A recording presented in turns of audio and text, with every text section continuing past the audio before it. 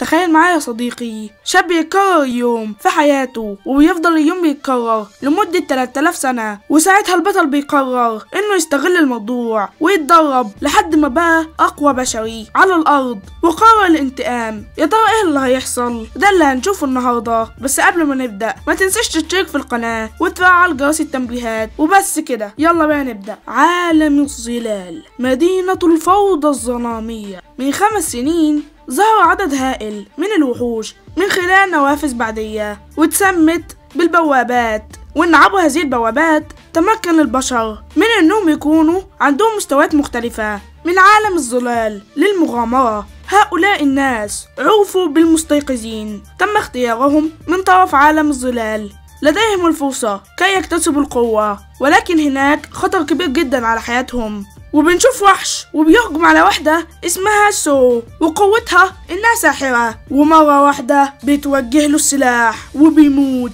وبنعرف هي مين التانية، وهي بنت اسمها ليوكوسو، وقوتها انها سيافة، وبتقول انهم ما يخافوش وان هم هيخرجوا من هنا احياء. فبترد البنت التانية وبتقول لها ان كل ما بيقتلهم بيزداد عددهم، وان نسبة العياء ترتفع بشدة عكس قوة هجومنا. وهي اسمها آنيا ومقاتلة. وبنشوف كمية الوحوش الموجودة في المكان وبنكون كتير جدا. وبننتقل للشخصية اللي بعد كده واسمه زاو، وبيقول إن أمنيته كنت لن أعيش حتى 70 سنة، يبدو إنها تتلاشى وتختفي. ومرة واحدة حد بيظهر قدامهم وبيقول لهم ابعدوا عني، خلوني أجرب معاهم. والشخص ده اسمه لو فينغ. الراجل بيقول له مستحيل، انت مجرد مستجد لسه جاي للمرة الأولى. وبتقول البنت لا مستوى ولا حتى مهارة، انت أكيد هتموت. وبيقول لاو إن كل مستجد بيخوض معركته الأولى. وبنشوف البنت وهي بتقاتل الوحوش وبتقول إن المرة دي مختلفة، وإن قوة هؤلاء الوحوش تخطت قوة مقاتلين من فيها سي، يعني أقوياء جدا. والوحوش بتكون كتيرة ومحدش عارف يعمل إيه. وبيقول زاو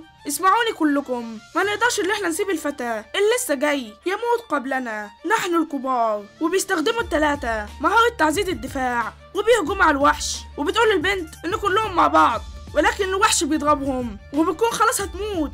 بيظهر لاو وبيقول والآن ارفعي، والبنت بتكون خايفة. وعلى الناحية التانية الوحش بيكون خلاص شال السيف. وبتقول البنت ان هي دي نهايتي. وفجأة ايد بتتقطع وبيكون اللي عمل كده هو ليه، والوحش بيهجم عليه وبيقسم الوحش. والبنت بتكون مصدومة، هو انا ازاي عايشة؟ وبيقول زاو ذلك الفتى سريع وملتزم مع نصله، وضرباته بتصيب بس الاماكن الخطيرة. وبتقول البنت هو انت فعلا لسه جاي من الفئة واحد وليه بيروح لهم وبيكون مش خايف؟ وبيقول انا ما عدتش كده، وبيبدأ يدي فيهم واحد ولكنهم شاورما. وبيقول ان في وحوش بالقرب من هنا وهيجي عدد لا يحصى منهم، فعلشان كده لازم نمشي. والراجل بيكون مصدوم، هو ده فعلا الولد اللي لسه جاي؟ وبيقول لهم ليه اتبعوني من هنا. وبتقول البنت كله يسمع كلامه، وفعلا كلهم بيجوا معاه. والبنت بتقول له وهي مصدومه هو انت فعلا مستجد ولسه جاي؟ فبيرد وبيقول لها هو انت ما شفتيش مستوايا؟ وبتقول له وهي مستغربه ولكن شكلك اللي انت عارف كل حاجه. فبيقول لها اكيد،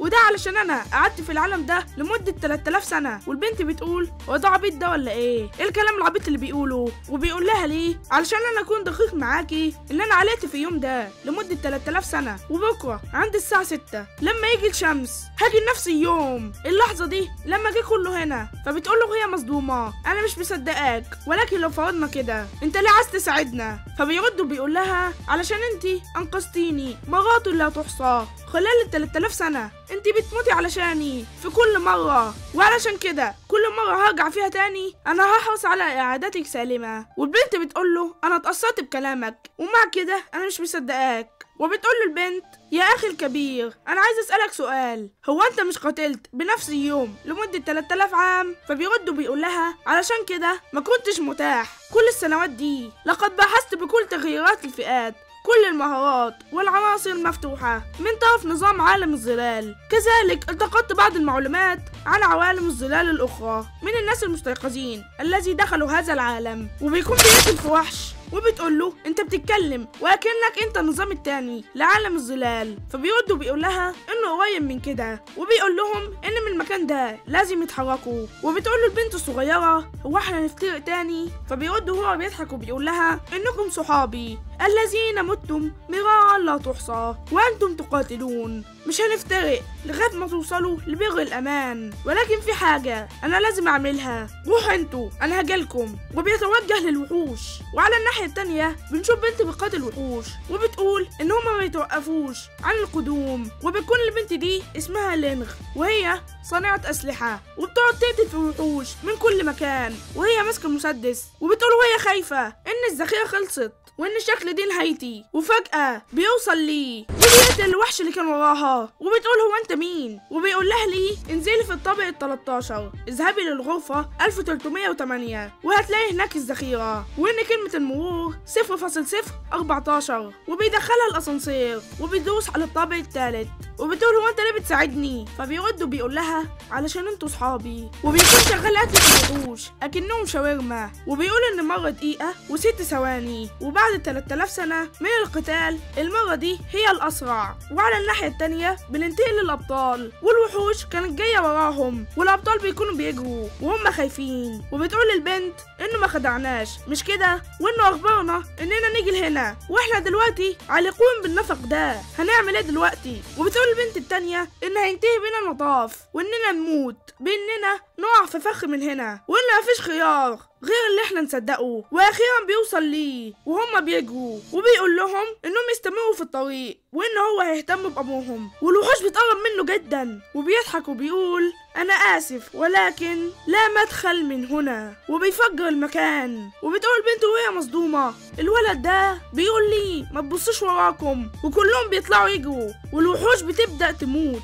وبيقول لي انهم ما يقلقوش وان الانفجار ده كان مخطط ليه، وان تم قتل كل الوحوش وغلق النفق، وانهم يروحوا لمكان امن. وفعلا بيبعدوا عن المكان، وبيقول ان هنا المكان امن. انتوا دلوقتي بتصدقوني؟ وبتقول البنت انها مصدقه انك ابرع من انك تكون جديد، ولكن انا مش مصدقه انك عدت نفس اليوم لمده 3000 سنه، وان مش صعب انه يلاقي خرائط وقنابل بالمدينه دي، وان قصتك مش مقنعه. وبتقول البنت الصغيره ان 3000 سنه طويله جدا، وانت عملت ايه غير القتال؟ بيقول لها انه اتعلم حاجات تانية كتير مثل الطيران واختراق انظمة الحماية العليا وتعلم العديد من عمليات الجراحة. لا ده انا كمان اصبحت احترف في الشطرنج، وكل الحاجات دي انا بقيت في مستوى احترافي. وبتقول له البنت ان المدينة الفضوية دي عبارة عن عالم ظلال، حيث هناك الاف المستيقظين الذين تم نقلهم بهذا الوقت. انت اكيد ما بتعرفناش مش كده؟ فبيرد ليه وبيقول لها انه عارفهم كلهم. لا ومش كده وبس، لا انا كمان اتعلمت مهاراتهم العديدة حتى السرية، ولكن هناك 7 اشخاص بس هم اللي بعتبرهم صحابي، واللي ماتوا معايا مرات كتير وما بتتعدش.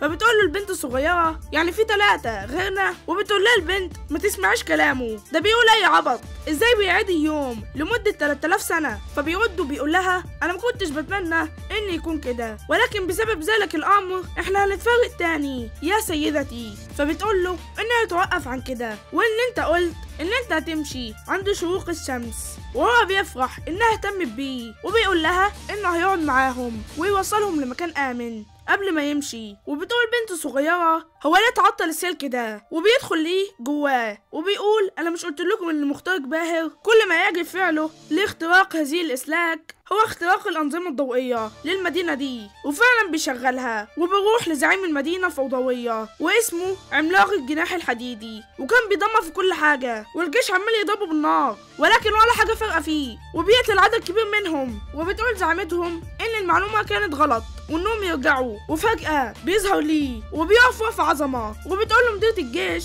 ان المنطقه دي خطره جدا وان انت لسه جديد من المستوى 5 اللي جابك هنا. وبيتقدم للوحش وبيقول انا جيت هنا علشان اقتله وانهي امره، والوحش كان هيضربه ليه بيمسك السيف. والمديرة بتقول ان اكيد اللي جه جديد دلوقتي في عداد الموتى. مرة واحدة بنلاقي الوحش مقطوع ايده وهي بتكون مصدومة، مستحيل ازاي قدر يعمل كده، وبيكون وبيستخدم قوته، وبيقول ان اخطر نقطة بعملاق الجناح الحديدي هي مفاصل الاصبع الصغيرة وبنسخ اليد اليمنى، وبعد ما بيتم جرحه بيتحول للهيئة التانية بسرعة، وفعلا الوحش بيبدأ يتحول. وبتقول مديرة وهي مصدومة ده كان عنده القدرة بالتنبؤ على الهجمات، وبيكمل ليه كلامه وبيقول انه مش مفروض انه يتحول للهيئة الثالثة للأجنحة الحديدية، لأنه سيتمكن من تحرير عدد لا يحصى من السيوف مما يؤدي إلى إبادة جماعية. وبيمسك السيف وبيغرزه فيه وبيستخدم قوته وبيقطع ايده، والمديرة بتكون مش فاهمة هو ايه اللي حصل، مستحيل. وبيقول لي ان عندما يتم طعن المنطقة الأكثر خطورة يتم تفكيك مركز التحكم، وبيمسك السيف وبيغرزه والعملاق بيكون مش قادر وبينط من عليه بسرعة، والعملاق بينفجر وسط وقوفه ليه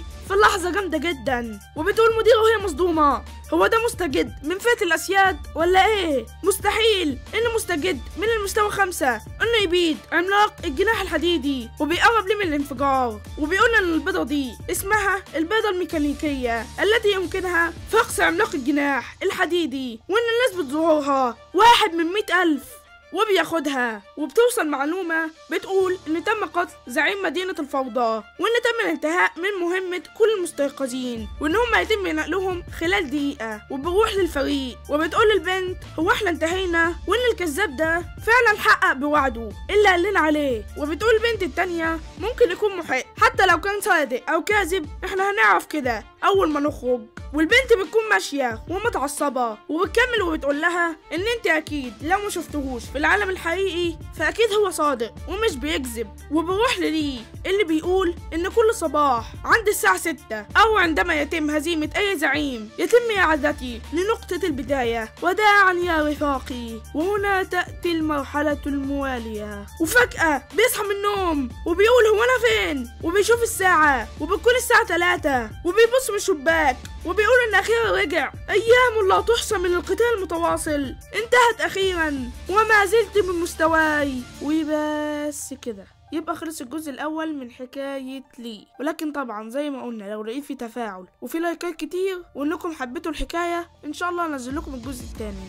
اما لو الحكاية ما عجبتكمش فخلاص يعني هنتوقف على الحكاية وبس، وده القانون اللي احنا خدناه في القناة لغاية ما نشوف اكتر حكاية عجباكم وننزلها باذن الله. وما تنسوش تشتركوا في القناة وتصلوا على النبي محمد، وسلام.